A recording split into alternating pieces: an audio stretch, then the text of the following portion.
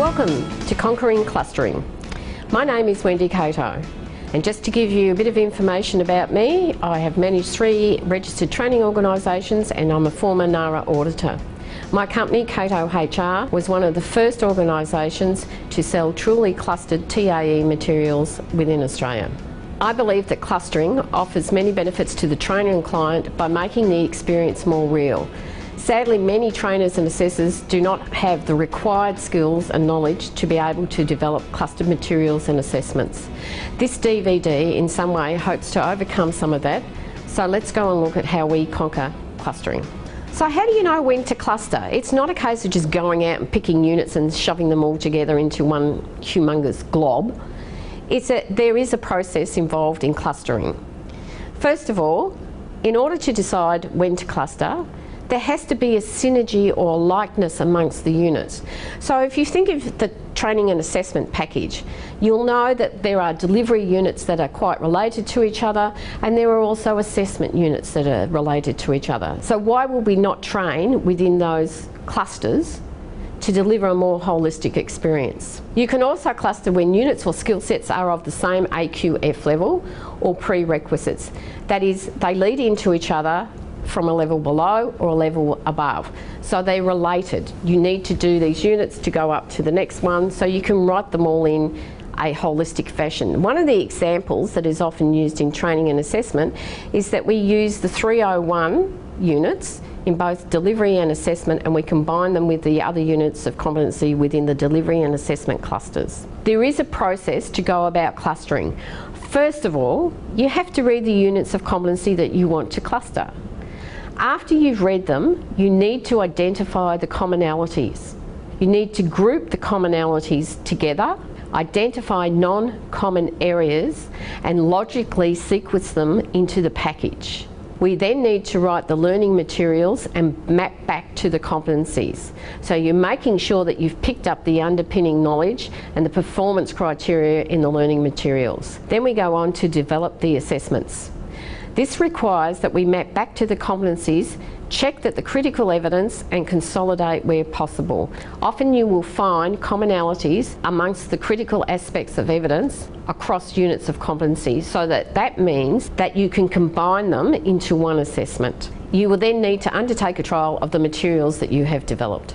If you're using clustering for a recognition of prior learning process, then this requires that you map a number of units in, usually because people want a qualification and aren't just looking for 1 or 2 units of competency.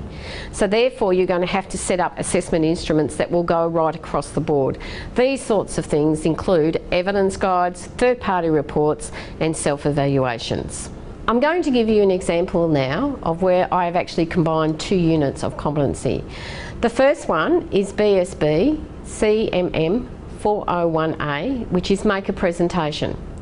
The second one is TAE DEL 401A, plan, organise and deliver group-based learning. On the chart in front of you, you can see that I've made a matrix up, and what I've done with the matrix is that I've listed the elements of the TAE unit compared to the BSB units.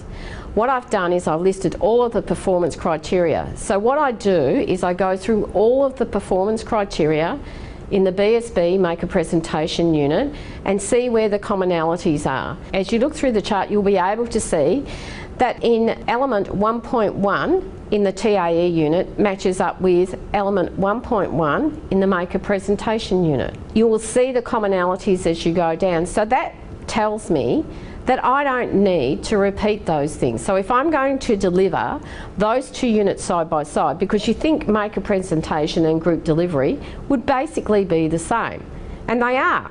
All we have to do is work out where the different bits are of each unit of competency to add in, and the rest of them we combine. This means that when you write learning materials, you don't have to repeat that information twice. It also means that when you conduct assessments, you don't have to complete assessments on those areas twice.